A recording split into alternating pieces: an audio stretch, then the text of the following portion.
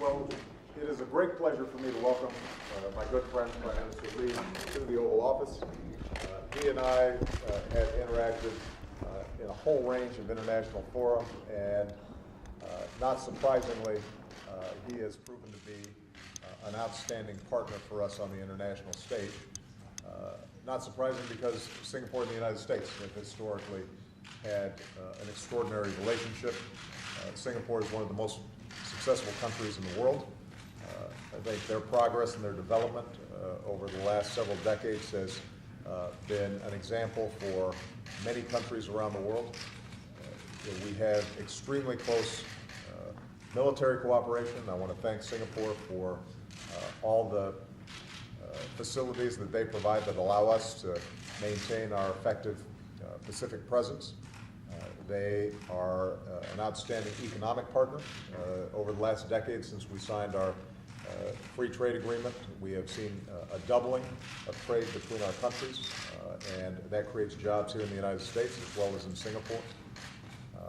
As a leader in ASEAN and the East Asia Summit, they've provided, I think, a steady vision of how countries in the Pacific region can cooperate effectively for the prosperity and security of all, and are strong promoters of rules of the road and international norms that the United States strongly supports.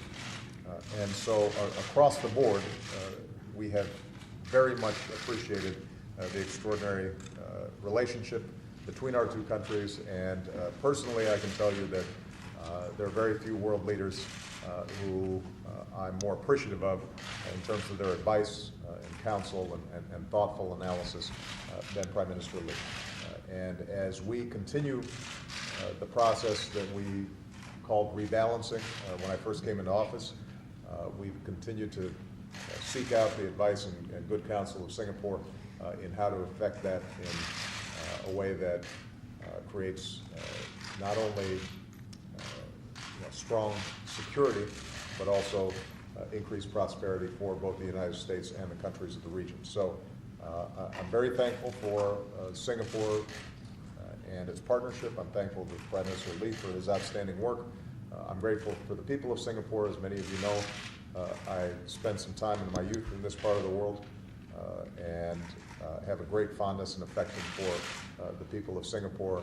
I'm extraordinarily pleased to see their great success, and I'm looking forward to a very productive discussion about how we can continue to improve prospects for people, not just in the Asia-Pacific region, but around the world. So thank you very much. Thank you, Mr. President. I'm very happy to be here in Washington during cherry blossom season, and very honored to be calling on the President so early in his second term.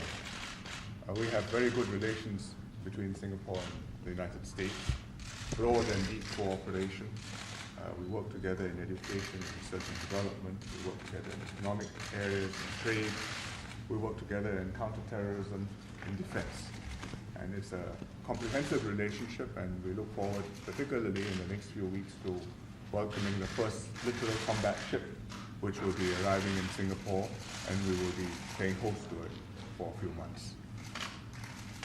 More broadly, Singapore is very happy that the US under the Obama administration has been putting greater emphasis on its relations with Asia, that it's rebalancing towards Asia, and that it's engaging Asia across many fronts, not just security, but also economics, also cultural, also educational.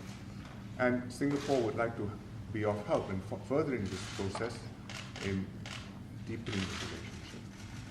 The TPP, the Trans-Pacific Partnership, is a very important part of it, and we're working on that agenda now. There's also work going on deepening ASEAN's relations with the United States, which the President initiated when we last met in November at Phnom Penh.